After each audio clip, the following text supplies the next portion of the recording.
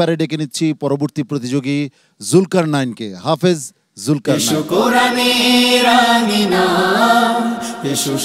আসসালামু আলাইকুম ওয়া রাহমাতুল্লাহি ওয়া বারাকাতুহু। আউযু বিল্লাহি মিনাশ শাইতানির রাজীম। বিসমিল্লাহির রাহমানির রহিম। وتلك حجتنا آتيناها إبراهيم على قومه نرفع درجات من نشاء إن ربك حكيم عليم. ووهبنا له إسحاق ويعقوب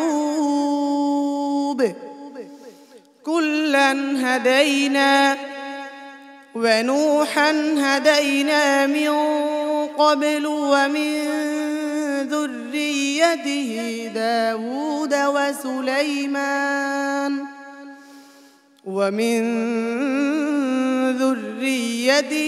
داود وسليمان وأيوب ويوسف وموسى وهارون وكذلك نجزي المحسنين. وزكريا ويحيى وعيسى وإلياس كل من الصالحين. وإسماعيل واليسع ويونس ولوطا وكلا فضلنا على العالمين. ومن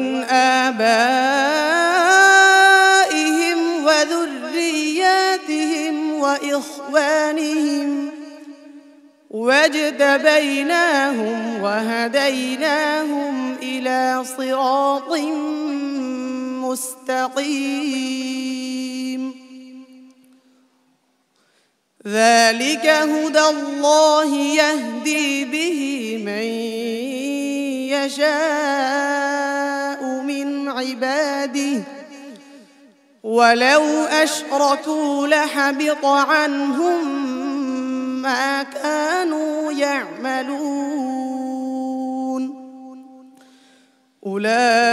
أولئك الذين آتيناهم الكتاب والحكم والنبوة فإن يكفر بها هؤلاء فقد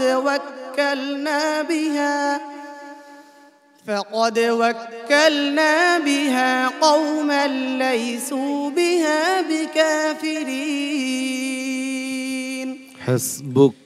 صدق الله مولانا العظيم. মাশাআল্লাহ। জুলকারনাইন, তোমার আজকের পারফরমেন্স সম্পর্কে সম্মানিত বিচারক হাফেজ মাওলানা আবু ইউসুফ সাহেবের মতামত জেনে আসে।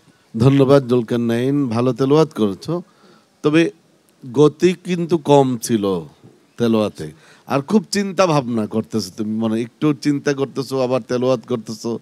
হ্যাঁ, এরকম যাতে না হয়। একটা গতি, মানে প্রথম স্টার্টিং থেকে শুরু করে শেষের দিকে তেলাওয়াতটা মাশাআল্লাহ সার্বিক মিলিয়ে আমার কাছে ভালো লেগেছে। হাফেজ কারি ফখরুল হুদা। ধন্যবাদ জুলকারনাইনকে। আমিন আবাইহিম ওয়া ইখওয়ানিহিম হবে না, ওয়া ইখওয়ানিহিম হবে। জাযাকাল্লাহু খায়রা।